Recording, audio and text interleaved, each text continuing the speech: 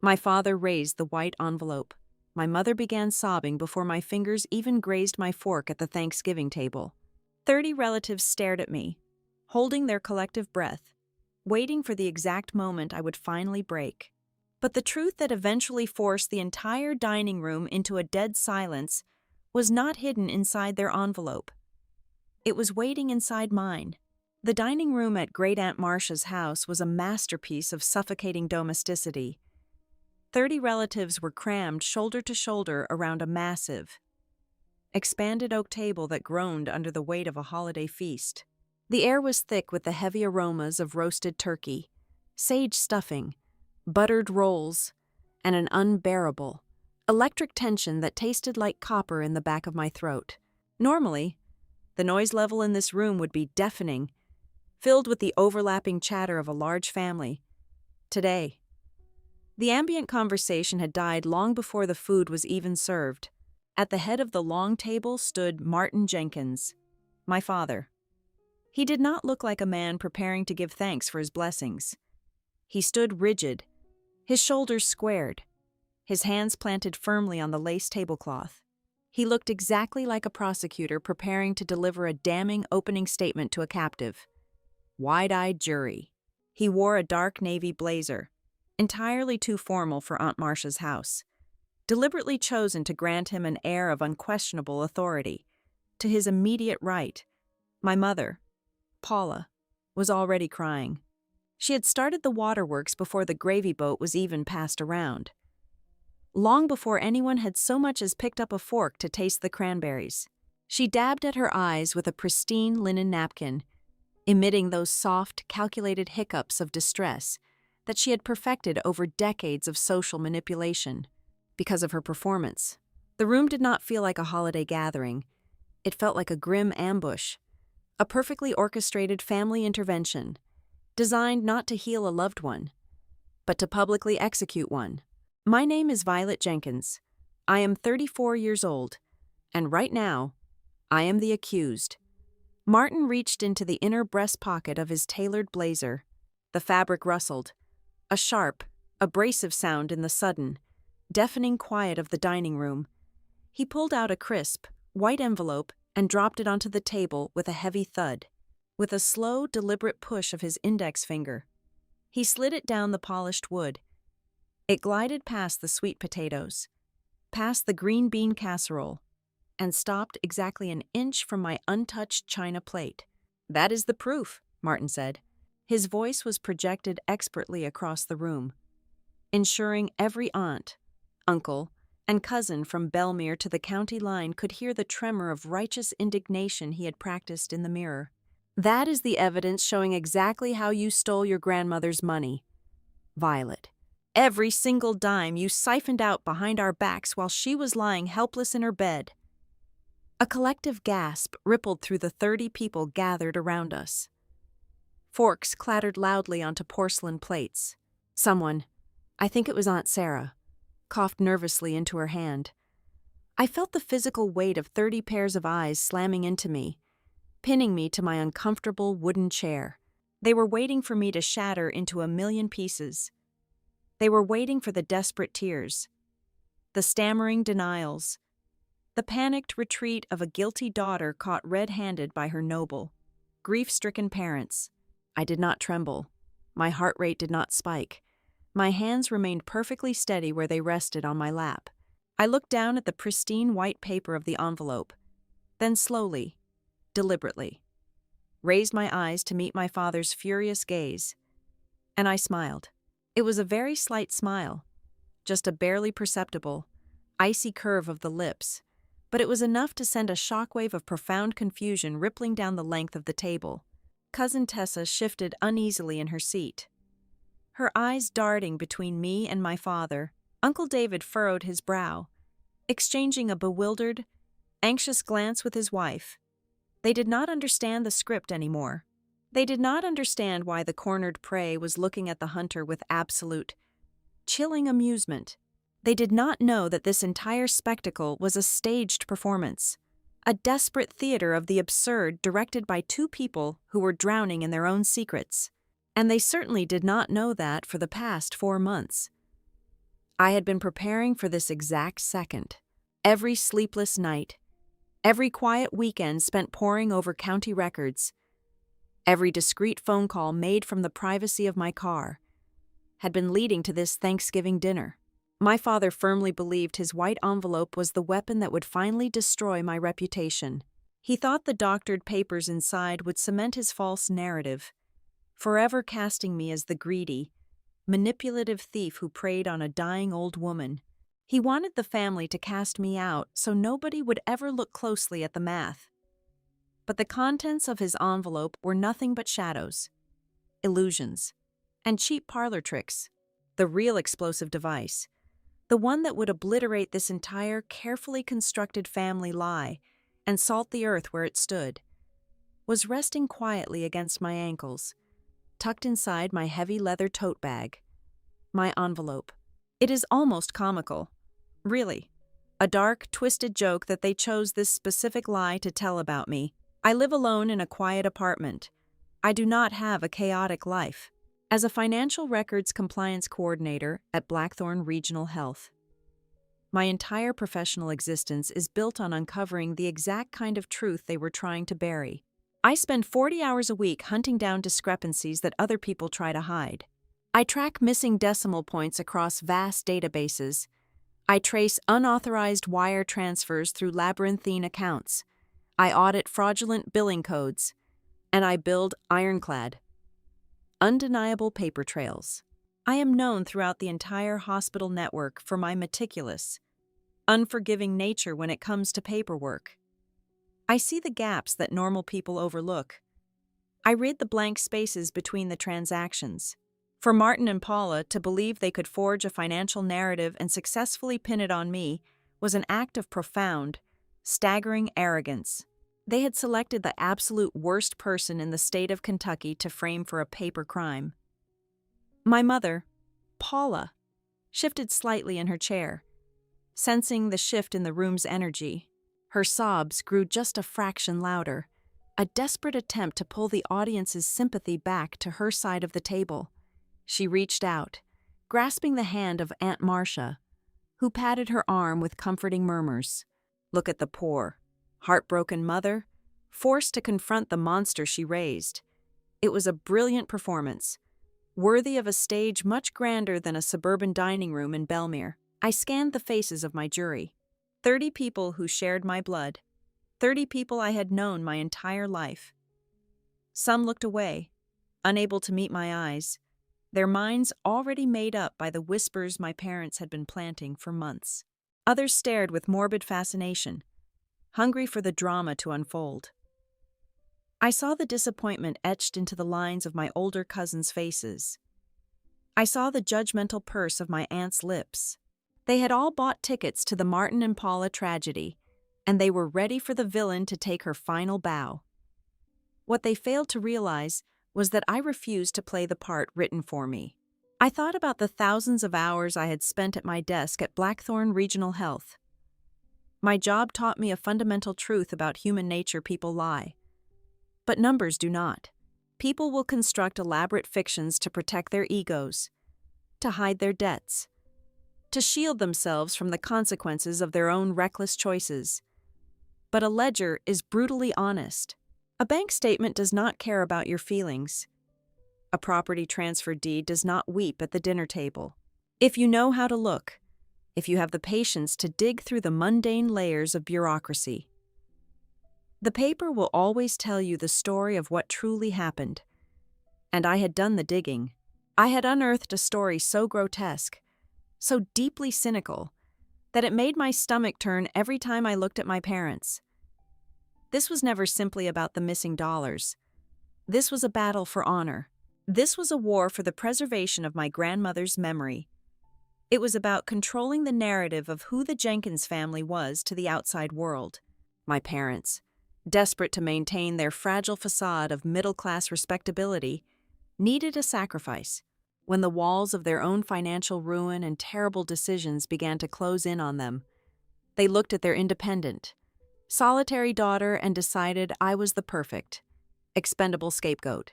They chose me to burn at the stake so they could walk away clean.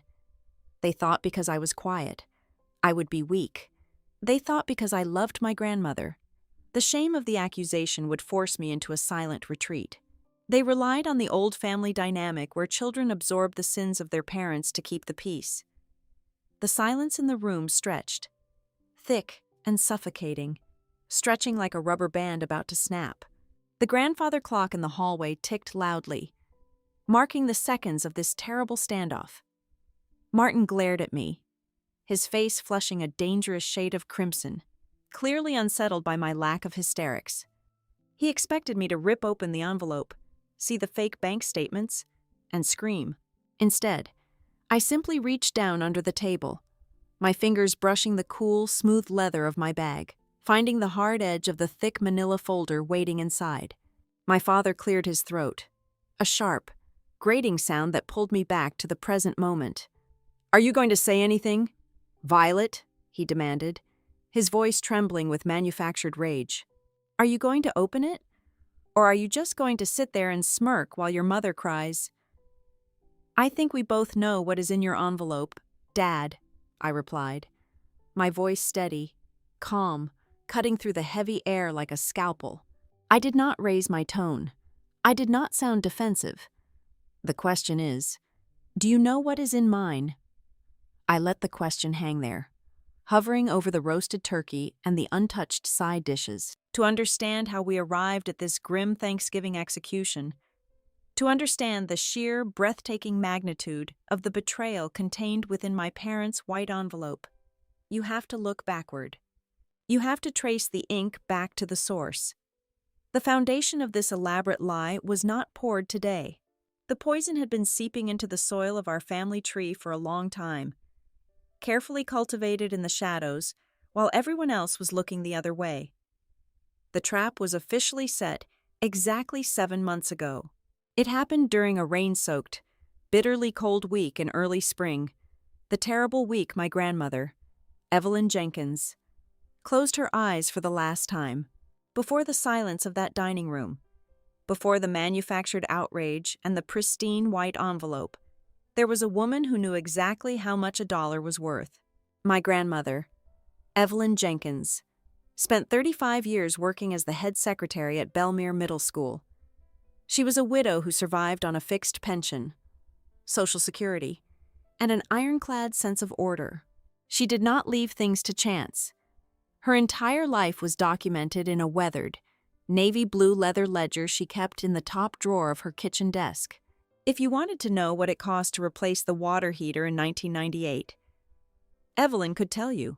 If you needed to see the receipt for the duplex roof repairs from 2 years ago, it was meticulously stapled to a page in that book, right next to a handwritten entry noting the contractor's name and the exact time he finished the job. She trusted ink. She trusted ledgers.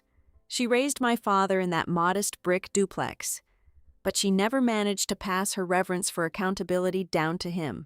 For the last 7 years of her life, it was not Martin or Paula who made sure that duplex kept standing. It was me. I was the one who drove over on Tuesday evenings to check the pilot light. I was the one who spent 3 hours in the waiting room at the cardiology clinic every 4 months, when the property taxes were due. I was the one who stood in line at the county clerk's office because Evelyn's knees could no longer handle the marble stairs. My parents lived their lives perpetually hovering on the edge of financial disaster, masked by an obsession with suburban status. They leased cars they could not afford, joined country clubs they had no business being in, and bought designer clothes while their mortgage payments bounced. To Martin and Paula, Evelyn was not a mother to be cared for. She was an occasional bank and an opportunity for an audience. They would sweep into the duplex on Thanksgiving or Mother's Day, smelling of expensive cologne and cheap wine, complain about the dust, and leave before the dishes were washed. They only played the role of dutiful children when they needed a signature or a quick loan to cover a credit card bill. Evelyn saw right through them. She loved me the most, though she would never say it out loud to the rest of the family. It was not blind favoritism. It was simply because I was the only person in her bloodline who could sit at her cracked Formica kitchen table, drink a cup of weak black tea, and listen to a 40-minute story about her childhood without once looking down at a cell phone screen. I gave her the one thing my parents never could, my uninterrupted time. But time eventually takes its toll. And 2 winters ago, Evelyn's rheumatoid arthritis flared up worse than it ever had. Her knuckles swelled, turning her fingers stiff and painful. Gripping a pen to write her monthly checks became an agonizing chore. I remember sitting next to her on a freezing Sunday afternoon, watching her wince as she tried to sign her name to the water bill. I took the pen from her hand. I opened my laptop and showed her how we could automate everything. We spent 4 hours that afternoon setting up online portals.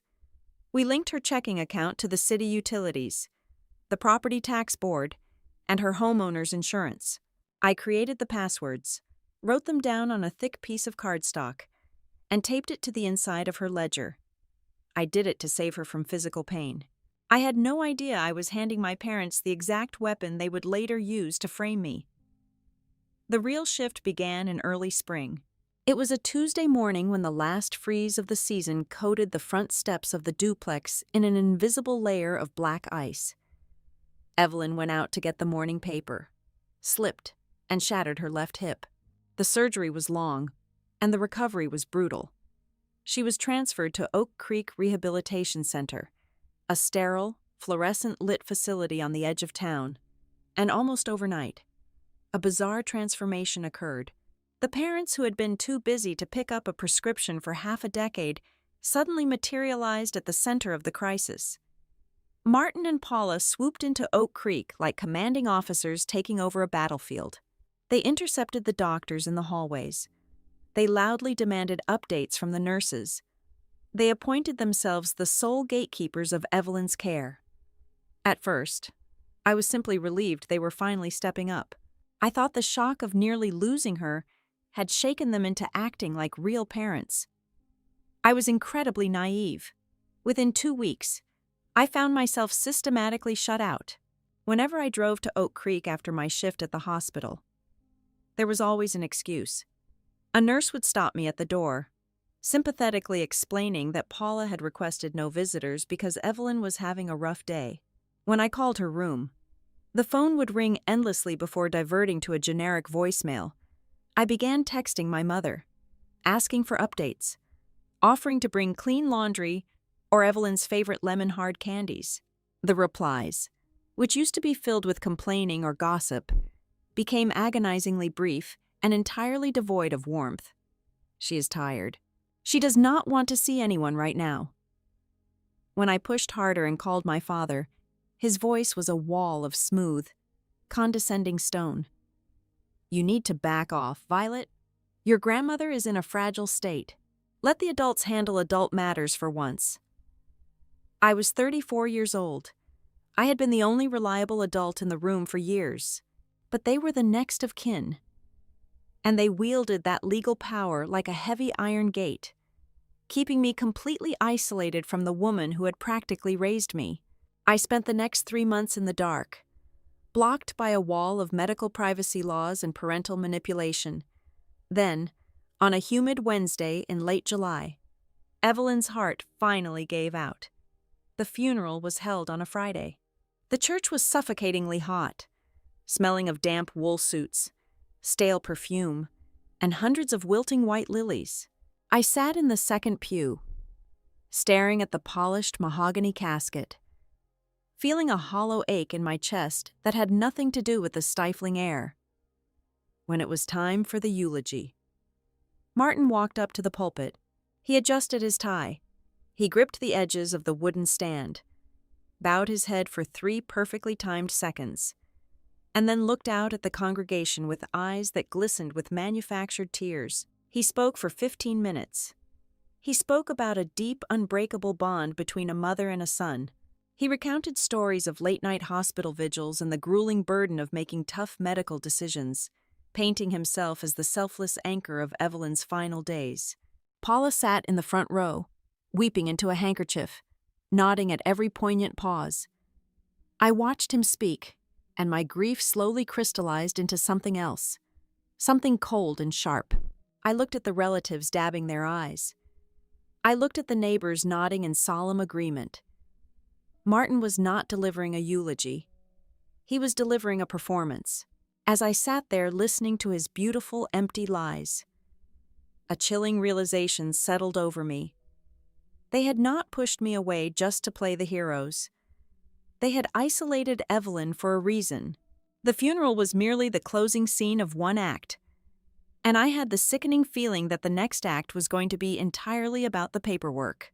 The reception following the burial was held at Aunt Marcia's house, the same suffocating ranch house that would later host our disastrous Thanksgiving, as relatives balanced paper plates of ham and potato salad on their knees, murmuring the usual hollow comforts. I stood near the hallway, watching my father. Grief is a heavy, disorganized thing. It makes people stumble over their words. It makes them stare blankly into the distance. Martin did none of these things. He stood near the fireplace with a glass of scotch, his posture relaxed, his face devoid of the haunted fatigue that had supposedly plagued him during Evelyn's final days. I drifted closer, hidden by the noise of the crowded living room, and listened as he spoke to Uncle David. He was not talking about his mother's favorite hymns or her fierce independence. He was talking logistics. "The paperwork is all sorted out," Martin said, taking a slow sip of his drink. His tone was brisk, efficient, carrying the distinct satisfaction of a man who had just closed a grueling corporate merger. "We got ahead of it early. No probate mess. No loose ends. Paula and I made sure the estate was completely streamlined." It was the word streamlined that made my stomach twist. You do not streamline a grieving mother. You do not talk about a woman who just went into the ground as if she were a liquidated asset. The feeling of wrongness deepened the following Tuesday. I drove to the brick duplex to water Evelyn's spider plants, a small ritual to anchor myself in the wake of her absence. When I unlocked the front door, the stale air smelled heavily of bleach and industrial carpet cleaner. Paula was already there. She was aggressively scrubbing the kitchen counter, her jaw set tight. I walked past her toward the back hallway, intending to go into Evelyn's small home office. I just wanted to sit in her floral armchair and smell the lavender sachets she kept in her desk. But when I turned the brass knob, it did not yield. The door was locked. "What are you doing back there?" Paula called out sharply, her voice echoing down the narrow hall. "The office is locked," I said, walking back into the kitchen. "Did you bring the key?" Paula did not look up from the counter. She rubbed a sponge viciously against a non-existent stain. "We are keeping it locked. We will clean it later. It is too much of a mess right now, and your father does not want anyone digging through her personal things until we can inventory it." Evelyn never locked that door, not once in my entire 34 years of life. That room was where she kept her sewing machine, her photo albums, and her wrapping paper. There was nothing in there to inventory except memories. I stepped closer to the kitchen island, my eyes automatically dropping to the top right drawer of the built-in desk, the drawer where Evelyn kept her life's accounting. I reached out and pulled it open. It was entirely empty. The worn, navy blue leather ledger was gone. The thick stack of automated payment confirmations I had printed for her was gone. More importantly, the heavy ring of brass keys that opened her metal fireproof lockbox was missing. A cold, clinical part of my brain, the part trained by years of hospital compliance audits, woke up when documents disappear from a meticulously organized system. It is never an accident. It is a purge. I waited exactly 1 week, 7 days after we buried my grandmother. I sat at my desk at Blackthorn Regional Health after all my colleagues had gone home. The hospital servers hummed quietly around me. I opened a new browser tab and logged into the county property appraiser's public database. It was a tool I used occasionally to verify patient residency claims. But tonight, I typed in the address of the brick duplex. I expected to see Evelyn Jenkins listed as the owner, perhaps with an estate tag attached by the county clerk. Instead, the screen blinked and refreshed with a new, glaringly unfamiliar name: Pine Trace Holdings, Limited Liability Company. The air in my office suddenly felt very thin. I clicked on the deed history. The property had not been sold on the open market. It had been transferred via a quit-claim deed. I pulled up the state corporate registry in another tab and searched for the newly minted company. The results loaded almost instantly. Pine Trace Holdings had been incorporated less than 2 months prior. The registered agents and sole proprietors were Martin and Paula Jenkins. They owned the house. They had taken it entirely out of Evelyn's name, shielding it behind a corporate shell. And they had not mentioned a single word of this to anyone in the family.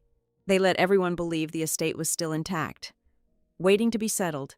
My eyes darted back to the quit-claim deed on the county website, zeroing in on the date of execution, May 14th. The date hit me like a physical blow to the chest. May 14th was exactly 3 days after Evelyn had undergone a secondary procedure on her hip at Oak Creek Rehabilitation Center. I remembered that week vividly because it was the week Paula had aggressively blocked all my phone calls. I had consulted a nurse friend at my hospital, who told me the specific narcotic pain rotation they used for that type of bone procedure. On May 14th, Evelyn would have been heavily sedated, drifting in and out of consciousness, barely able to recognize her own ceiling, let alone comprehend a legally binding real estate transfer. She had not signed that house away willingly. She had been led. Or worse, she had been directed where to put the pen while her mind was floating in a chemical fog. I picked up my cell phone and dialed my father's number. He answered on the third ring, the background noise suggesting he was driving. "Dad," I said, my voice deliberately flat, stripping away any emotion. "I just looked at the county property records. Why does a company called Pine Trace Holdings own the duplex?" There was a long, terrible silence on the line. The faint sound of his turn signal clicked rhythmically. When he finally spoke, his voice was a sheet of pure ice, completely devoid of the paternal warmth he faked so well in public. "You have no business snooping through private financial matters, Violet." "It is a public record," I countered, gripping the edge of my desk. "You transferred the deed while she was on heavy narcotics at Oak Creek." "Why, it was an asset transfer to cover care costs," Martin snapped back, his tone defensive and sharp. "Nursing homes drain estates dry. We had to protect the property to pay for her ongoing medical bills." "It is a standard Medicaid planning strategy. You would not understand it." "Show me the invoices then," I demanded. "If the house was transferred to cover her care, show me the checks Pine Trace Holdings wrote to Oak Creek." "I do not answer to you," he growled. "Leave it alone. Violet, I am warning you." The line went dead. I stared at the dark screen of my phone, my pulse hammering against my ribs. There were no invoices. You do not form a secret corporation to pay nursing home bills. You form a secret corporation to hide assets from the rest of the family. The pieces of the puzzle were ugly, jagged things, and they were beginning to form a terrifying picture. But the worst part was not the theft of the duplex. The worst part was the subtle campaign that started a few days later. It began with a casual phone call from Aunt Marcia. She was ostensibly calling to check on me. But 5 minutes into the conversation, she lowered her voice to a conspiratorial whisper. "Your father mentioned something odd yesterday, Violet," she said hesitantly. "He said you were the one who had all of Evelyn's passwords. He said you had total, unmonitored access to her bank accounts before she died." A cold sweat broke out on the back of my neck. 2 days later, a cousin from Ohio texted me, asking if I knew anything about some missing funds because Martin had implied I was the only one who handled Evelyn's online banking. He was dropping seeds, careful, deliberate seeds of doubt planted in the fertile soil of family gossip. He was not outright accusing me yet. He was just making sure that everyone knew I possessed the means and the opportunity. He was ensuring that when the time came, my name would be the first one to cross their minds. Sitting alone in my dark apartment that night, I finally understood the terrifying scope of my parents' plan. They did not just want to steal an old woman's house. They knew that eventually, someone in the family, an aunt, a cousin, a probate lawyer would ask where the money went. They needed a firewall. They needed a distraction large enough to keep the scrutiny away from their newly formed holding company.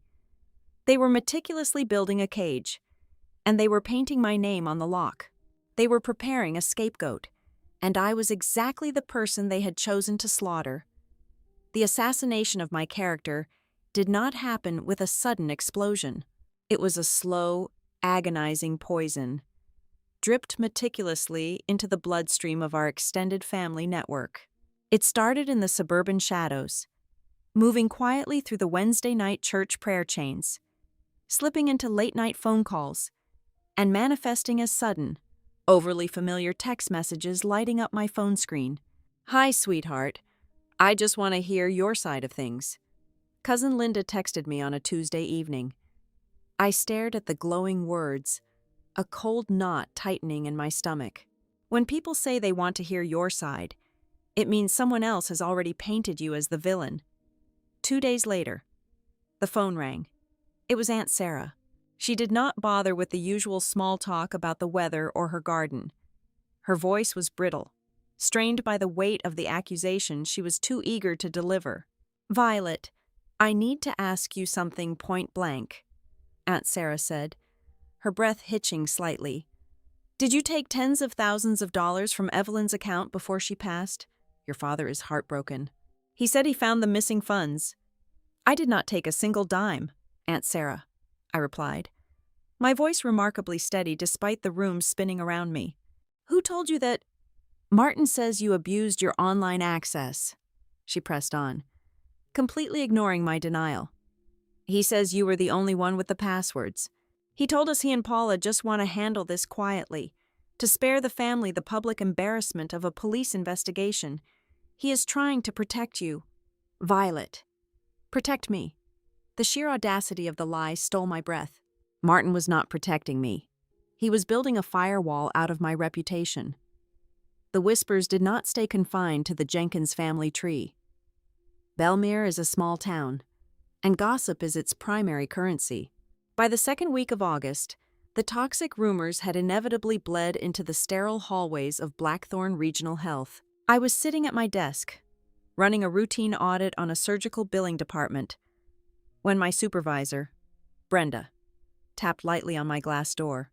She stepped inside and closed the blinds, a gesture that immediately sent a spike of adrenaline straight through my chest. "Violet, take a seat," Brenda said, keeping her voice deliberately low. She clasped her hands together on her lap. "I am only bringing this up because your position here requires absolute, unquestionable financial integrity. You handle millions of dollars in hospital compliance data. Are you experiencing any extreme personal financial stress right now?" My face flushed violently. "No, Brenda, I am not. I received a very troubling, anonymous phone call this morning." Brenda continued, her eyes searching mine for any sign of guilt. "The caller suggested that you were involved in the misappropriation of a large family estate. Now, I am not asking about your personal life, but I need to know if there is anything that could compromise your standing at this hospital." "It is a malicious lie," I said, my voice hardening. "It is a family dispute, and someone is trying to use my job as leverage." Brenda nodded slowly, though the doubt still lingered heavily in her eyes. "Keep it out of the office, Violet. That is all I'm going to say." I survived the rest of the workday on pure, vibrating anger. The moment I got to my car in the parking garage, my phone buzzed. It was Martin. I hit accept and put the phone to my ear, waiting for him to speak. He did not yell. He did not sound angry. His voice was a terrifying, perfectly modulated drone of a man who held all the cards. "You went to work today," Martin stated calmly. "I hope you are keeping your focus on your job. It would be a shame if your superiors found out what kind of person is handling their books." "You called my boss," I said, my hands gripping the steering wheel until my knuckles turned white. "If you keep digging around the county records, Violet," Martin said smoothly, ignoring my accusation, "if you keep asking questions about the duplex or Pine Trace holdings, the entire family will know exactly what you did with your grandmother's money. Everyone will know you bled her dry." I will make sure of it." He hung up before I could reply. 10 seconds later, my screen lit up with a massive block of text from my mother. Paula did not do direct threats. She specialized in emotional warfare. "Violet," the message began, "we are praying for your healing. The shame you must be feeling is causing you to lash out, but family does not drag each other out into the mud. We can forgive you if you just stop this destructive path. Please, let us keep this private. Let Evelyn rest in peace without dragging her name through the dirt." Every single word was designed to suffocate me, to frame my search for the truth as an act of hysterical aggression. They were tightening the noose, pulling from both ends. Then came the physical evidence. When I checked my mailbox at my apartment complex that evening, there was a plain, unlabeled envelope sitting inside. Return address. Inside was a single, photocopied sheet of paper. It was a blurry image of a bank statement. I carried it up to my apartment, turned on the bright overhead lights in my kitchen, and spread the paper out on the counter. The document had Evelyn's name at the top. Down the middle, 3 specific transactions were circled heavily in thick red marker. Next to the circles, someone had written VJ Online Transfer in sharp, block letters. The total of the circled amounts came to over $27,000. Panic flared in my chest for a fraction of a second. But then my training kicked in. I am a financial compliance coordinator. I spend 40 hours a week staring at banking documents, looking for anomalies. I took a deep breath, leaned in closer, and let my professional intuition take the wheel. I looked at the font of the transaction descriptions. The bank Evelyn used printed their statements in a highly specific, proprietary sans serif font. The font on this blurred copy was standard Arial. I looked at the decimal points. In a legitimate financial document, the decimal points in a column of numbers align perfectly on a vertical axis.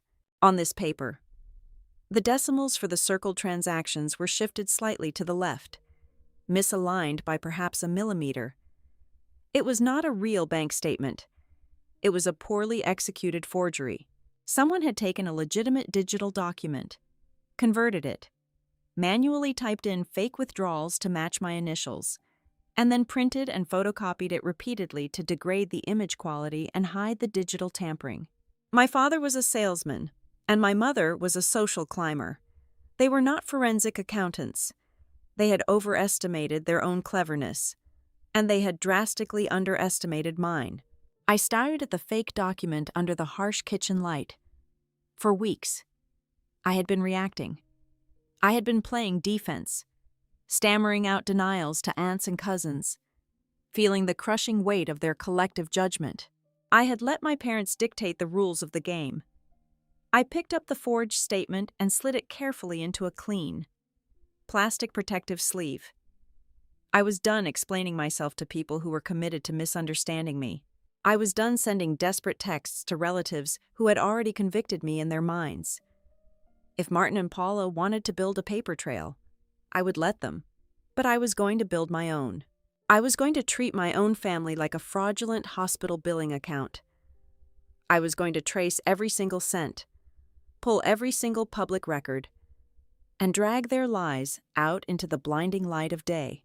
The shift from being a panicked daughter to a forensic adversary was not a sudden revelation. It was a cold, necessary survival tactic. I stopped crying in my car. I stopped drafting long, emotional text messages to aunts and cousins who had already convicted me in their minds.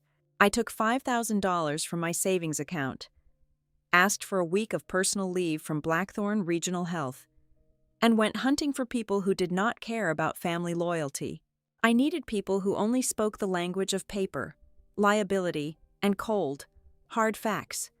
I hired Naomi Klein. She was a former bank fraud investigator, a woman who had spent 20 years tracking down money that desperate people tried to launder through shell companies or hide during vicious divorces. Her office was a masterclass in sterile intimidation frosted glass, brushed steel, and a complete absence of personal photographs. When I sat across from her and laid the forged bank statement on her desk, she did not offer me sympathy. She simply pulled a jeweler's loupe from her top drawer, examined the misaligned decimal points for 10 seconds, and asked for my father's full legal name. At the same time, I retained Avery Rowe. He was a veteran real estate and estate attorney working out of a crumbling brick building in downtown Belmere. Avery was a man of agonizingly few words, which made him terrifying to sit across from. He did not care about the emotional nuances of my mother's fake tears or my father's anger. He listened to my timeline of events, steepling his fingers, his eyes constantly scanning for the legal voids in the narrative. "Who stamped the deed?" Avery asked, his voice a dry rasp that sounded like sandpaper on wood. A signature on a real estate transfer is legally meaningless without a state-commissioned witness. "Who stamped it?" "Violet, I do not know," I said. "We will find out," he replied, writing exactly 3 words on his yellow legal pad. Naomi gave me a comprehensive, exhausting list of demands over the next 3 days. I acted as her personal courier. I pulled every county property record regarding the duplex. I handed over the digital account histories I had legally downloaded before my parents locked me out of the banking portals. I provided the few legitimate medical care invoices I had paid out of pocket. Most importantly, I gave her every threatening text message Martin had sent me, treating his intimidation tactics as evidentiary exhibits. I handed them the raw materials of my own destruction, and I told them to reverse engineer the bomb. For 2 agonizing weeks, they worked in absolute silence. I returned to my job, running compliance audits on hospital billing codes while my entire life was being forensically dissected across town. I ignored frantic phone calls from my mother. I deleted a passive-aggressive email from cousin Linda. I existed purely on a diet of black coffee and vibrating adrenaline. On a dreary Thursday morning, Naomi finally called me into her office. Avery Rowe was already there, sitting stiffly in a leather guest chair, his briefcase resting on his knees. Naomi had rolled a massive whiteboard to the center of the room. It was covered in printed documents, red marker lines, and bank routing numbers. It looked exactly like the schematics of a corporate embezzlement ring. Because that was exactly what it was. Your parents are incredibly greedy, but they are remarkably sloppy. Naomi began, her tone devoid of any amusement. She tapped a black marker against the board. "Let us start with the real estate. Pine Trace Holdings." She explained that the limited liability company was a rush job. It had been incorporated with the state merely 4 days before the duplex transfer took place. It had no operating history, no other assets, and no legitimate business purpose. It was designed purely as a sterile bucket to catch the property, ensuring the duplex bypassed the probate court system where a judge or a secondary heir might demand an appraisal. But the house was just the anchor, Naomi continued, moving to the other side of the whiteboard. The real crime is the liquid cash. They needed a way to drain her savings without triggering fraud alerts at the bank. So, they created a ghost. Naomi traced a thick red line from my grandmother's primary checking account to a newly discovered entity called Bluegrass Senior Care Solutions. Your father authorized a continuous chain of electronic transfers, labeling them in the memo lines as care reimbursements and medical supply costs. Naomi explained, her voice sharp and clinical. The bank algorithm saw small, regular payments going to a healthcare provider and flagged nothing as suspicious. But Bluegrass Senior Care Solutions does not exist. It has no nurses. It has no office. It is a commercial checking account opened by your mother. I stared at the board, feeling the blood drain from my face. Where did the money go after that? Naomi handed me a thick stack of printed wire transfer logs. It flowed straight backward into their own personal debt. They washed the money through the fake care company and used it to survive. The numbers were staggering. Almost $100,000 was wired directly from the fake care account to a luxury contracting firm based out of Lexington. That money paid off the high-interest construction loan my parents took out to renovate their chef's kitchen last year. Tens of thousands more were electronically pushed to 3 different credit card issuers. wiping out massive consumer debts they had been drowning in for half a decade. A final chunk, totaling over $12,000, settled an overdue balance on my father's leased luxury sedan, a car that had been dangerously close to repossession. They had not stolen the money to pay for nursing home bills. They had literally stripped the wealth from a dying woman to pay for granite countertops and leather car seats. Avery Rowe cleared his throat, drawing my attention away from the horrifying financial web. He opened a manila folder on his lap. "The money trail provides the motive," Avery said quietly, "but the real estate deed provides the actual, undeniable felony." I looked into the notary who stamped the quitclaim deed, transferring the duplex to Pine Trace Holdings. He slid a single sheet of paper across the desk toward me. It was a printout from the state licensing board. "The stamp carries a unique commission number," Avery explained. "I ran it through the state database. The notary attached to that specific number is a man named Thomas Vance. Meister. Vance surrendered his commission and officially retired in January." I looked up, my mind racing. "But the deed was signed in May." "Exactly," Avery said, a rare, terrifying glint in his eye. "Someone got their hands on a retired physical stamp and used it to authenticate a fraudulent signature. But it gets much worse for your father." Naomi picked up the narrative. She had legally subpoenaed the visitor logs, the medical charts, and the daily nursing assessments from Oak Creek Rehabilitation Center for the exact date written on the transfer deed. On the day your grandmother supposedly signed away her home in front of a licensed notary, she was on a heavy, scheduled rotation of liquid morphine and Ativan, Naomi stated, pointing to a highlighted medical chart. She was legally incapacitated.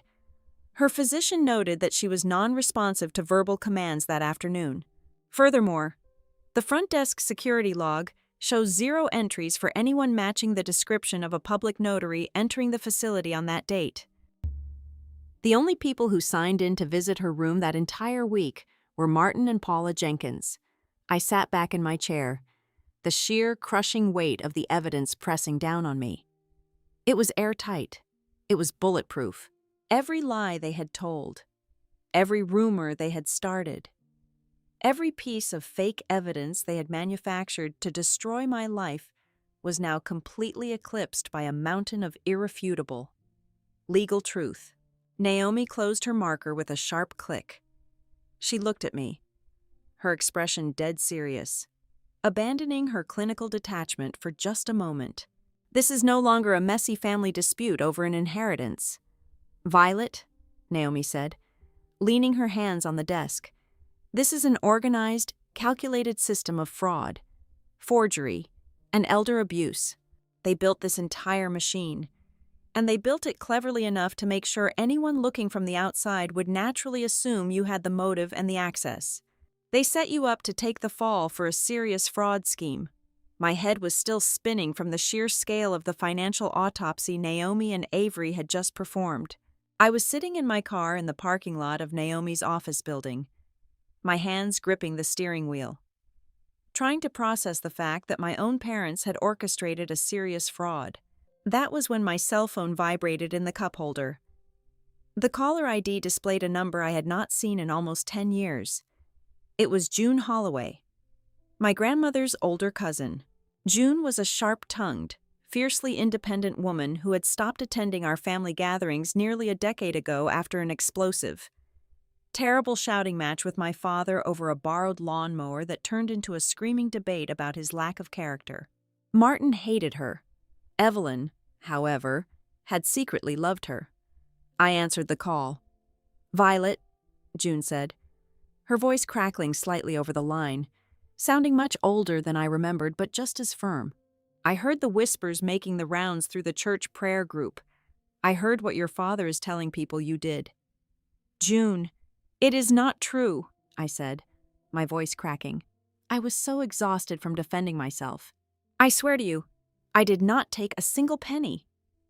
"I know you did not," June replied immediately, shutting down my panic with absolute certainty. "Evelyn knew it too. Listen to me carefully.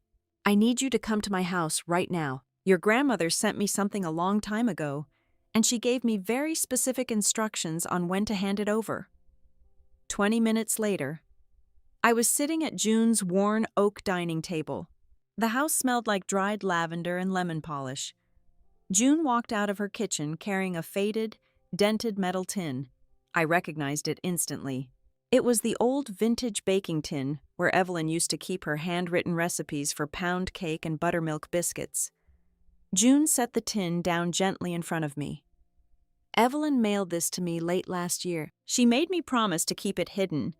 She said I was only to give it to you if things sounded wrong after she was gone. Well, Martin parading around town calling you a thief sounds pretty wrong to me. My hands shook as I pried off the tight metal lid. There was no smell of vanilla or flour left inside.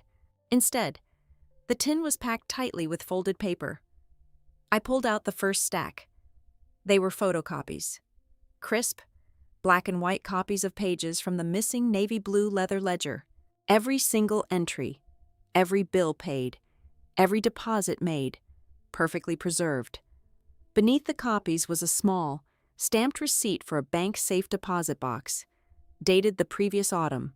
But it was the final item at the bottom of the tin that made the breath catch in my throat. It was a small square of thick cardstock, covered in Evelyn's shaky, unmistakable cursive handwriting. I read the warning out loud, my voice trembling if any papers changed after September without Violet or Luke involved. We were not to trust them.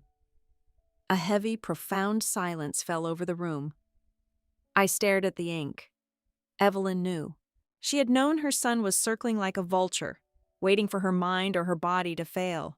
She had systematically prepared a contingency plan from the confines of her kitchen, mailing pieces of the truth to the one relative Martin could never reach. The next morning, I brought the metal tin and its contents straight to Avery Rowe's office. The lawyer did not say a word as he read the handwritten note. He simply leaned back in his leather chair, let out a long, slow breath, and opened a locked drawer in his desk. I was waiting for you to find a piece of the puzzle, Avery said quietly, pulling out a thick sealed manila envelope.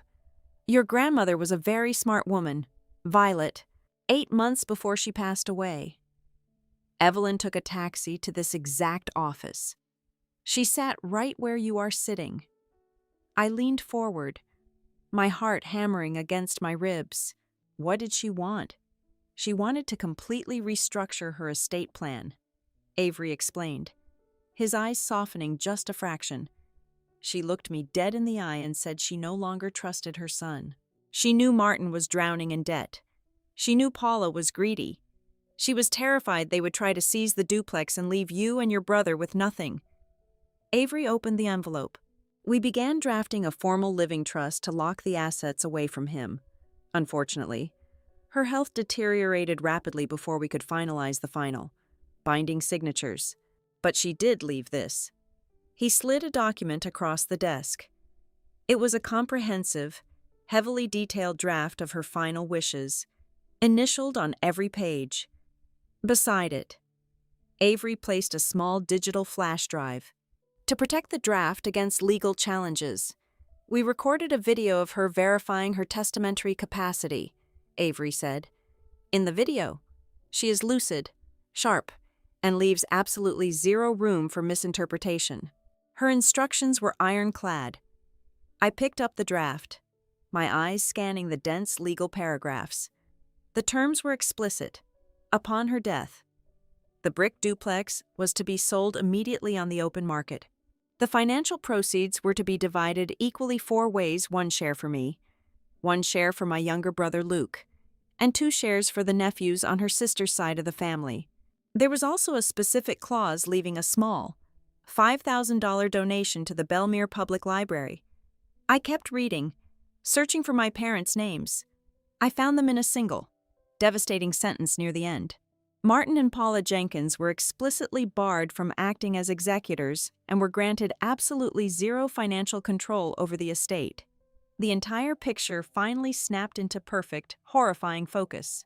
My parents had not just been stealing. They had been racing against the clock.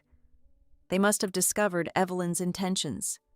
Perhaps they found a letter from Avery's office, Or perhaps she told them directly in a moment of anger. They knew that if the legitimate estate process began, they would get nothing. They would be left to drown in their own massive consumer debt. So, they preemptively transferred the duplex while she was drugged. They drained the bank accounts through a fake company, but they knew the sudden disappearance of a house and thousands of dollars would inevitably trigger an investigation from me or from Luke. To protect their stolen wealth, they had to destroy my credibility first. They had to construct a massive, noisy scandal to serve as a smokescreen. By framing me as a thief, they ensured that if I ever tried to bring Avery's draft to light, the entire family would dismiss it as the desperate, forged retaliation of a guilty granddaughter. I was not just a scapegoat, I was a necessary casualty for their financial survival. I drove back to June's house later that afternoon, carrying the weight of the drafted will in my bag. I sat on her floral sofa, staring blankly at the wall, feeling a profound, hollow exhaustion. June brought me a cup of hot tea. She sat beside me and placed a comforting hand on my knee. "There is one more thing you need to know, Violet," June said softly. "It is about those last few months she was in the rehabilitation center, when you thought she was ignoring you." I looked at her, my eyes stinging. "Paula told me she was too tired. She said Evelyn did not want to see anyone." June shook her head, a look of deep sorrow crossing her weathered face. "Evelyn called me from the nurse's station phone twice in May. She was crying. She told me she had written you 5 different letters asking you to come visit, asking you to help her check her bank balances. She said you never replied. She was heartbroken because she thought you had finally gotten tired of dealing with an old, sick woman." The teacup rattled violently in my hands as a fresh wave of horror washed over me. "I never got any letters. I never got a single piece of mail from her." "I know," June said gently, "because Martin and Paula were managing her outgoing mail at the facility. They were taking the letters she wrote to you and throwing them in the trash. And they were deleting the text messages you sent to her phone before she could read them." A sob ripped out of my throat, harsh and jagged. The financial betrayal, the forged documents, the stolen house, all of that was terrible, but it was just paper and money. This was different. This was unspeakably cruel. My parents had built a physical and emotional wall around my grandmother in her final days. They had deliberately intercepted her calls for help, letting her die believing that the granddaughter she loved most in the world had simply abandoned her when she needed her most. They had weaponized her loneliness to keep her isolated, ensuring no one would interfere while they stripped her life entirely bare. I sat in June's living room and finally wept. I cried for the letters I never received. I cried for the hours I spent sitting in my car outside Oak Creek, turned away by nurses who were following my mother's orders. But most of all, I cried because of the immense, profound relief that came with the pain. My grandmother had never turned her back on me. She had never lost her faith in me, even as her body failed her, even as her own son betrayed her. Evelyn had used the last of her strength to pack a vintage cake tin with the ammunition I would need to defend myself. She had reached across the boundary of death to protect me. The tears eventually stopped, leaving behind a cold, hard clarity.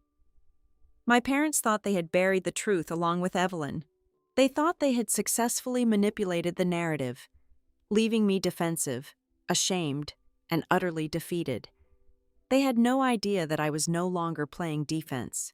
Thanks to a tin box of recipes and an old lawyer who knew how to read the blank spaces, I had everything I needed to burn their entire fabricated world to the ground. And I knew exactly where I was going to light the match. My phone buzzed heavily against the kitchen counter on a Tuesday afternoon, exactly 9 days before the Thanksgiving dinner. The caller ID showed a text message from Tessa Brooks, my younger cousin. Tessa was an incredibly quiet girl, the type who usually blended into the wallpaper during family gatherings, nodding politely while older relatives talked over her. But she was remarkably observant. She did not miss a single detail, and she possessed a very sharp, quiet intelligence. Paula had guilt-tripped Tessa into coming over to help deep clean their house in preparation for the upcoming holiday. The text message contained only one sentence. "You need to see this right now." 3 slightly blurry photographs loaded onto my screen in rapid succession. The first image showed a stack of papers sitting on my parents' kitchen island. Tessa had quickly snapped the photos while Martin was in the adjacent bathroom. Uncle Martin has been standing in the dining room, practicing a speech out loud like he is rehearsing for a play. Tessa wrote in a follow-up message. "He left this folder out. I only had 2 minutes before he came back." I zoomed in on the photographs, my pulse accelerating. The first picture showed a printed bank statement, similar to the anonymous forgery I had received in my mailbox a month prior. But this was a complete, multi-page packet. Thick red markers circled several high-value transactions, with aggressive annotations scribbled in the margins. The second photo revealed a formally typed demand letter, aggressively requesting the immediate return of stolen assets. The third photo was the most ridiculous piece of evidence yet.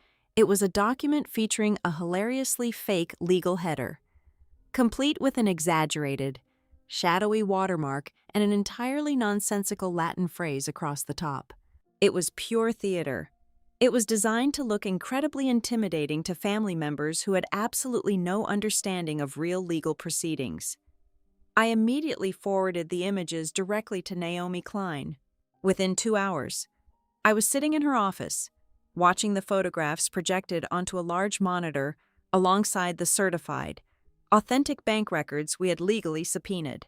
"This is almost insulting to my profession," Naomi said, tapping a silver pen against the monitor. Her voice dripped with professional disdain. "Look at the font kerning right here. He used a cheap, generic PDF editing software. He took the legitimate withdrawal records showing the money he and Paula transferred to their fake care company, and he literally typed your initials directly over the original vendor descriptions. But he completely forgot to align the margins on the right side." A high school student could spot this digital tampering. It was a relief to hear her confirm it. But I needed more than just a forensic analysis of a photograph.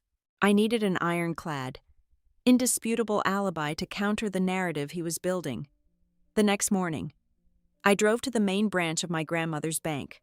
I sat down in a glass-walled office with the branch manager, a stern, meticulous woman who had managed Evelyn's primary accounts for 20 years. I explained my situation carefully, entirely omitting the emotional family drama and focusing strictly on the technical cybersecurity of the accounts.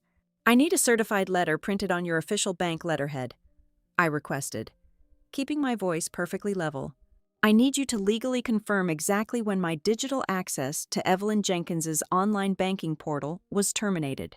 The manager typed rapidly on her keyboard for a few minutes, her eyes scanning the complex code on her screen. "Your login credentials were manually deactivated, and your profile was permanently removed on the 14th of May. That action was executed by your father, which was his right as the newly appointed medical power of attorney. And the specific online transfers my father claims I made from my computer," I asked, leaning forward slightly. "Those transactions occurred late in July and early in August," the manager confirmed, tapping her screen. "It would have been technologically impossible for you to initiate an online transfer from a locked portal nearly 3 months after your credentials were wiped from our system. The system simply would not allow it." 10 minutes later, I walked out of the bank holding a notarized, officially stamped letter stating exactly that. The letter was a shield, and my parents had absolutely no idea I was holding it. The gears were finally locking into place. I felt the dangerous, icy thrill of a trap snapping shut in reverse. But then I logged onto my social media accounts that evening and realized the terrifying scope of Martin's ambition.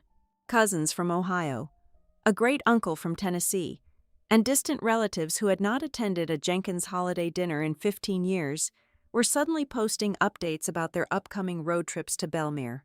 Martin had not just invited the usual local crowd of aunts and uncles. He had actively called in the entire extended bloodline. He was deliberately expanding the audience. He wanted an audience. He was building a coliseum, and he fully expected to execute my reputation in the center ring. My phone vibrated on the coffee table. A text from my mother lit up the screen. "Violet, we are setting an extra plate for you at Aunt Marcia's house. The whole family is gathering. If you just come to the table and tell everyone the truth, everything can still be saved, God forgives. And your family can too. Please, do not make this harder than it already is." The sheer, blinding hypocrisy of her words made my blood run freezing cold. She was not offering me grace or a chance at redemption. She was offering me a chance to publicly plead guilty to a crime I did not commit, just to save them the effort of a trial. I turned my phone face down and did not reply. Later that evening, someone knocked heavily on my apartment door. I looked through the peephole and saw my younger brother, Luke. He looked completely exhausted. His shoulders were slumped, his face pale, and his eyes refused to meet mine when I opened the door. He had been actively avoiding me for months, caught entirely in the suffocating gravity of our parents' house. I stepped aside and let him in. He stood awkwardly in the center of my kitchen, staring intently at the floorboards. "I am not coming to Aunt Marcia's for Thanksgiving dinner," Luke finally blurted out, his voice cracking slightly. "Why not?" I asked, crossing my arms. He rubbed the back of his neck, his face twisting with a deep, heavy guilt. "Dad cornered me in the garage 2 weeks ago. He told me to tell Aunt Sarah that I personally saw you taking Evelyn's checkbook out of her purse while she was sleeping at the rehabilitation center." My breath hitched in my throat. "And what did you say to him?" "Luke." "I told him no," Luke whispered, finally lifting his head to look at me. His eyes were red. "I told him I was not going to lie for him. I know you did not do it, Violet. I am not brave enough to stand up to them in front of 30 relatives, and I cannot stomach sitting at that table watching them do this to you, but I will not help them ruin you." Luke was not a natural fighter. He was genuinely terrified of our father's explosive rage, but his refusal, his awkward, painful decision to stay silent and walk away, meant absolutely everything to me. It proved that my parents' toxic narrative had not successfully infected every single person. There was at least one person in that house who had not completely sold their soul to Martin's fiction. The night before Thanksgiving, I sat alone at my dining table. The apartment was completely silent. I did not cook. I did not watch television. I worked. I had purchased a thick, heavy-duty leather portfolio and a pack of brightly colored index tabs from an office supply store. My parents wanted a paper war. They wanted to rely on fake documents to destroy me. I was going to give them the exact performance they demanded. But I was bringing my own indisputable script. I took the massive stack of documents I had gathered over the past few weeks and began sorting them with ruthless, clinical precision. Tab 1, colored bright red, contained the notarized letter from the bank manager, proving my digital access had been fully revoked months before the theft supposedly occurred. Tab 2, colored solid blue, held the county property records and the state licensing board printout, proving the notary seal on the duplex deed belonged to a retired man who had surrendered his license in January. Tab 3, colored bright yellow, contained the legally subpoenaed medical charts from Oak Creek Rehabilitation Center, proving Evelyn was heavily sedated and legally incapacitated on the exact day they claimed she willingly signed her house away. Tab 4, colored dark green, held Naomi's meticulous forensic money trail, tracing the stolen cash directly from the fake healthcare company into my parents' personal credit card and loan accounts. Tab 5, colored purple, was the drafted estate plan from Avery Rowe, legally proving Evelyn explicitly wanted my parents kept entirely away from her money and her property. Tab 6, the final white tab, held the crisp photocopies from the navy blue ledger and the handwritten cardstock note from Evelyn's vintage baking tin. It was the ultimate, undeniable voice from the grave. I slid the heavy stack of papers into the portfolio, securing the metal rings tightly. It was heavy in my hands. It felt exactly like holding a loaded weapon. I had spent 4 agonizing months playing the victim, cowering from shadows, whispering defensive denials, and letting my parents control the narrative. But as I zipped the leather portfolio shut, the fear completely evaporated from my body, replaced by a cold, sharp anticipation. Let them build their coliseum. Let them gather the 30 relatives. I was finally ready for Thanksgiving. Aunt Marcia lived in a sprawling, single-story ranch house in the older suburbs of Belmere. From the street, the scene looked strangely normal. The long, cracked concrete driveway was packed bumper to bumper with familiar sedans, pickup trucks, and minivans. A cheerful, brightly colored paper turkey was taped slightly askew on the glass of the front storm door, its paper feathers flapping lightly in the cold wind. The air outside smelled faintly of dead leaves and distant wood smoke. It looked exactly like every other Thanksgiving Thursday I had experienced in my entire 34 years of life. But as I parked my car 2 blocks down the street because there was absolutely no room left in the driveway, my stomach twisted into a tight, heavy knot. The normalcy was a grotesque facade. It was a stage set waiting for the main event, and I was walking straight into the lion's den. I walked up the pavement entirely alone. The heavy leather tote bag hung from my right shoulder, the thick portfolio of evidence secured safely inside its main compartment. I paused on the front porch, pulling my coat tighter against the November chill, listening to the muffled hum of dozens of voices bleeding through the thick wood of the front door. Taking a slow, deep breath to steady my racing heart, I turned the brass knob and pushed the door open. The immediate wave of heat, smelling intensely of roasted poultry, sage stuffing, baked apples, and wet winter coats, hit my face. But the moment the entryway floorboards creaked beneath my heavy boots, the ambient noise in the house fundamentally shifted. It did not stop completely, but the volume dropped dramatically, turning into a low, collective murmur. I stepped into the foyer and felt it immediately, the crushing, invisible weight of a room full of people who already knew a story about me, a story I had not been permitted to contest. Taking off my coat, I walked into the crowded living room, preparing to run the gauntlet. Usually, entering Aunt Marcia's house meant fighting through a barrage of loud greetings, sloppy kisses on the cheek, and younger cousins yelling across the room. Today, the embraces were painfully hollow and incredibly stiff. Aunt Sarah approached me first, offering a brief, rigid hug that felt painfully forced. She patted my back exactly twice, completely avoiding my eyes, and quickly moved toward the kitchen without saying a single word. Uncle David gave me a tight, unsmiling nod from his armchair by the television, refusing to look up from the sports broadcast. Several older cousins suddenly found the ice cubes in their plastic cups absolutely fascinating as I walked past them. They were looking at me, but not truly seeing me. They were looking at a thief. They were looking at the greedy, manipulative villain Martin had been carefully sketching in their minds for 4 agonizing months. I found my parents in the formal dining room, the absolute epicenter of the house. The long oak table was already fully extended, surrounded by mismatched folding chairs and wooden stools to accommodate the massive crowd. Standing near the head of the table was my father, Martin. The sight of him made my blood run instantly cold. For a casual afternoon family dinner, he was dressed with terrifying formality. He wore a dark navy blue blazer, a crisp white-collared shirt, and dark slacks. His hair was combed back with meticulous precision, not a single gray strand out of place. He stood rigidly, his jaw locked tight, surveying the crowded room with a grim, solemn authority. He did not look like a man preparing to carve a holiday turkey for his loved ones. He looked exactly like a lead prosecutor waiting for the jury to take their seats before delivering a lethal opening statement. Seated immediately to his right was my mother, Paula. She was already deeply immersed in her character.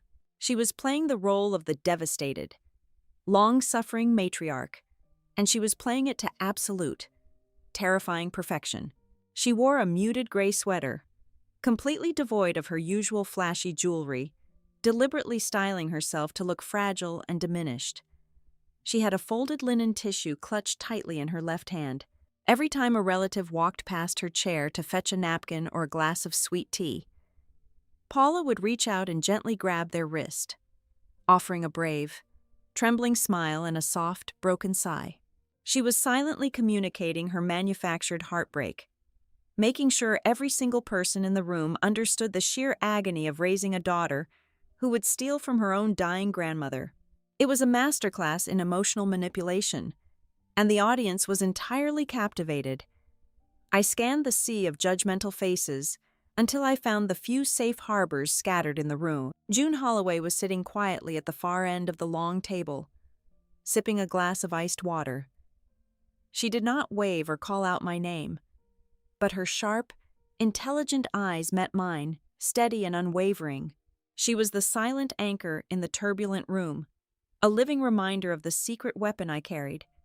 Just down the hall, my cousin Tessa emerged from the guest bathroom. As she squeezed past me in the narrow corridor to reach the dining room, she did not look up or break her stride. But for a fleeting second, her fingers brushed against my palm and gave it a firm, tight squeeze. It was a silent warning. The gears were turning. The theatrical performance was about to commence. I found my designated seat near the middle of the long table, wedged between two silent cousins. I sat down and immediately slipped the heavy leather tote bag off my shoulder. I pushed it securely under my wooden folding chair. I shifted my right leg backward until my calf rested firmly against the thick, smooth leather of the bag. It was a necessary grounding mechanism. Every time the anxiety threatened to rise in my throat, every time I caught another aunt or uncle shooting a disappointed, sideways glance in my direction, I simply pressed my leg against the bag. I let the physical contact remind me of what was inside. Inside that bag was the notarized bank letter, the county property deeds, the medical charts, and my grandmother's handwritten note. I physically leaned on the cold, hard truth to keep my hands from shaking and my face entirely blank. The dinner began exactly as it had for 3 decades. Aunt Marcia corralled all 30 people into the dining room and the adjacent living space, forcing everyone to quiet down. We bowed our heads. Uncle David delivered a long, rambling grace, giving thanks for family, for health, and for the abundant food provided on the table. Then, the chaotic passing of the heavy ceramic dishes commenced. For 20 agonizing minutes, the only sounds were the scraping of silverware against china plates and the forced, painfully stilted conversations about the upcoming winter weather and local high school football games. No one asked me about my job. No one asked me about my life. The tension in the air was thick, suffocating, and incredibly fragile. It felt exactly like the strange, heavy stillness that falls over a valley mere seconds before a massive thunderstorm breaks and floods the earth. We had barely finished the main course. The gravy boats were completely empty, the turkey platter was decimated, and Aunt Marcia had just started to push her chair back to stand up and ask who wanted pumpkin or pecan pie. She never made it to the kitchen. At the head of the table, Martin reached out with his right hand and picked up his heavy silver butter knife. He raised it slightly and tapped the solid metal blade against the rim of his crystal water glass. Clink, clink, clink. The sharp, ringing sound sliced through the low, strained murmur of the room like a physical blade cutting through canvas. Within 5 seconds, the ambient noise died completely. All 30 relatives fell entirely silent, turning their heads simultaneously toward the head of the table. Paula immediately lowered her chin, pressed her linen tissue hard against her eyes, and let out a soft, highly audible whimper of distress. My father stood up slowly, taking his time, deliberately smoothing the front of his dark navy blazer. He looked down the long expanse of the polished oak table, his eyes bypassing my aunts, my uncles, and my cousins, until they locked directly onto mine. The hostility radiating from his stare was absolute and palpable. He took a deep, theatrical breath, commanding the unbroken attention of every single person in the crowded house. Before the family says what we are thankful for today, There is a disgrace that needs to be spoken. The silence that followed my father's opening line was absolute. It was the kind of heavy, suffocating quiet that completely drains the oxygen from a room. 30 relatives sat frozen in their folding chairs, their forks suspended mid-air, their eyes darting nervously between the head of the table and where I sat. Martin let the tension build. He was a natural salesman, and he understood the immense power of a perfectly timed pause. He stood tall, projecting the image of a deeply wounded patriarch forced into a terrible position. Paula and I have spent the last 4 months carrying a terrible burden, Martin continued, his voice dropping an octave to convey a deeply manufactured sorrow. We wanted to handle this privately, we truly did. We wanted to protect the dignity of this family and preserve the memory of my mother without dragging our dirty laundry into the public eye.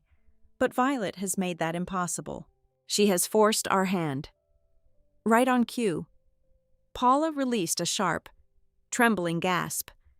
She pressed the linen tissue hard against her nose, her shoulders shaking with carefully calibrated grief. It was not a hysterical, messy breakdown. It was the restrained, elegant weeping of a mother who had simply endured too much pain. The performance worked flawlessly. Aunt Sarah immediately reached across the table, placing a comforting hand over Paula's arm. Uncle David shook his head in disgust, his mouth set in a hard, grim line. Martin pointed an accusing finger directly at me, his face hardening into a mask of righteous fury. While my mother was lying helpless in a rehabilitation center, unable to even hold a pen, Violet was busy raiding her bank accounts, Martin declared loudly. His words hit the room like physical blows. She abused the online banking access she had been granted. She illegally transferred tens of thousands of dollars out of Evelyn's savings. And as if bleeding a dying woman dry was not enough, she had the sheer, unbelievable audacity to call me last month and question me about the legal transfer of the duplex as if she had done absolutely nothing wrong. He reached into his tailored jacket pocket and pulled out the crisp white envelope. He held it up for the entire room to see, treating it like a holy relic of truth. We begged her to return the stolen money. Martin lied, his voice echoing off the dining room walls. We offered her a chance to make it right quietly. Instead, she threatened us. So, we are done protecting her. He leaned forward and dropped the white envelope onto the polished oak table, right in front of my plate. The sharp smack of the paper against the wood made Cousin Tessa flinch in her seat. Inside that envelope is a formal demand for immediate financial restitution, Martin announced, crossing his arms over his chest, along with a fully prepared civil lawsuit that our attorney will file with the county court on Monday morning. We are taking the money back. Violet. The atmosphere in the room instantly curdled. The air felt toxic. Relatives who had known me since I was an infant were looking at me as if I were a dangerous stranger who had just broken into their home. The judgment was palpable. A heavy, suffocating blanket thrown over my shoulders. From the far end of the table, a distant cousin from Ohio broke the silence. "Martin," he blurted out, his voice loud and aggressively supportive. "If you need a trial lawyer, I know a very aggressive guy up in Lexington. You do not have to let her get away with this." I did not look at the cousin. I did not look at my mother, who was now weeping openly into her hands, absorbing the pity of the aunt sitting beside her. I kept my eyes entirely focused on the white envelope resting next to my water glass. The entire room waited for me to break. They expected me to burst into tears, to scream desperate denials, to flip my chair backward and run out the front door in a panic. They wanted a dramatic, messy confession. Instead, I reached out with a perfectly steady hand. I picked up the white envelope. I slid my thumb under the flap, breaking the seal with a sharp, crisp tear. I pulled out the small stack of folded papers. The room was so incredibly quiet, I could hear the harsh rustle of the cheap printer paper as I flattened the documents against the table. I looked at the top page. It was the demand letter Tessa had photographed days earlier. Up close, The forgery was even more insulting to my professional intelligence. The legal header at the top was printed in a bizarre, outdated font. There was absolutely no case number stamped in the upper right corner, a basic requirement for any legitimate filed document. I flipped to the second page. It was the manufactured bank statement. I let my eyes trace the columns, noting the missing digital footers at the bottom of the page, the slightly blurred resolution of the bank logo, and the incredibly sloppy alignment of the transaction dates. It was garbage. It was a pathetic, amateurish bluff designed entirely to intimidate a person who did not know how to read financial records. I slowly aligned the edges of the papers, tapping them neatly against the table. I did not raise my voice. I did not inject a single drop of emotion into my tone. When I finally spoke, my voice was quiet, sharp, and cold as ice. "This is a very fascinating story, Dad," I said, looking directly into his eyes. "But I have one very small question." Martin frowned, his arrogant posture faltering just a fraction. He clearly had not anticipated a calm, analytical response. "I am not playing games with you, Violet. You are going to sign that acknowledgement, or you are going to court." I ignored his threat entirely. I picked up the fake bank statement and held it up between two fingers, displaying the forged numbers to the people sitting closest to me. "According to this document you just handed me," I said, making sure my voice carried clearly to every corner of the silent room, "the unauthorized online transfers were made in late July and early August." "That is exactly right," Martin snapped, his face flushing a dark, angry red. "You stole it while she was dying." I tilted my head slightly. If I was the one who logged in and made these specific digital transactions, why was my online access completely deactivated by the bank branch manager exactly 2 months before that date? The words hung in the air, sharp and lethal. Martin froze. It was not a long pause. To Aunt Sarah or Uncle David, it probably looked like a man simply catching his breath before delivering another reprimand. But to me, to Tessa, who was watching him like a hawk from across the room, and to June, who was sitting perfectly still at the end of the table, that half-beat of absolute, paralyzed hesitation was an eternity. It was the physical manifestation of a man realizing he had just walked blindly off a cliff. His mouth opened slightly, but no words came out. He blinked, the absolute confidence draining rapidly from his eyes as his brain scrambled to comprehend how I knew about the access logs, how I had found the one massive, gaping hole in his forged timeline. "That is impossible," Martin finally stammered, his voice losing its booming, authoritative edge. "You had the passwords. You were the only one." "No," I replied smoothly, dropping his fake papers back onto the table as if they were contaminated. "I was not." The power dynamic in the room flipped violently in the span of 3 seconds. The relatives who had been glaring at me suddenly shifted their gaze back to Martin, entirely confused by his sudden lack of conviction. Paula stopped crying mid-sob, her head snapping up to look at her husband. The jury was no longer entirely convinced of the prosecution's case. I pushed my chair back. The wooden legs scraped loudly against the hardwood floor. I reached down and grabbed the thick leather strap of my tote bag. I pulled it up, unzipped the main compartment, and pulled out my heavy, tabbed portfolio. I stood up to my full height. I looked at the 30 faces gathered around the Thanksgiving feast. I looked at my mother, whose fake tears had suddenly evaporated, her eyes widening in genuine, unscripted panic. I dropped my massive, color-coded binder directly onto the center of the table. It landed with a heavy, authoritative thud, resting right next to Martin's flimsy white envelope. "If you have already chosen the audience," I said, my voice echoing with a calm, terrifying certainty, "let us finish the show." I reached for the heavy leather binder resting on the table. The sharp click of the metal ring snapping open echoed through the dining room like the cocking of a loaded weapon. I did not rush.